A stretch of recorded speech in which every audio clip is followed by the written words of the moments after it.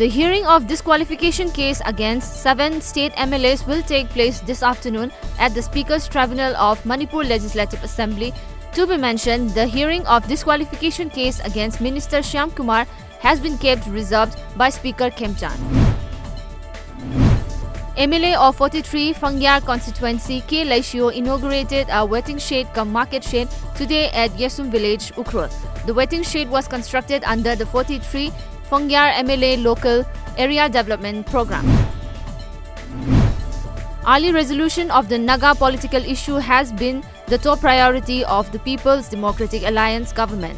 As per reports, in his concluding remarks in the discussion on the motion of thanks on Governor's address in the Assembly, Rio said, "It is clear that negotiations have concluded on a positive note."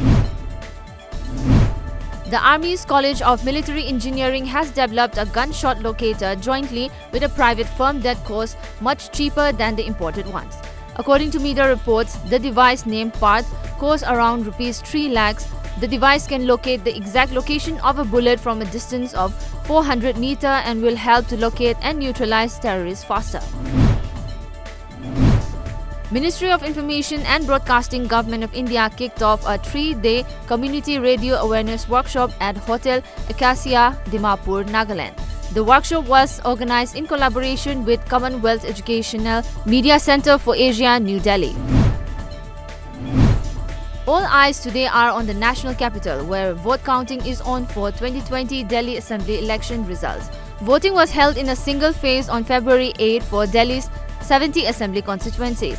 Counting for the Delhi Assembly election results began at 8 a.m. with early trends giving the ruling Am Aadmi Party on advantage. The primary contest in the 2020 Delhi election is between the Am Aadmi Party and the BJP.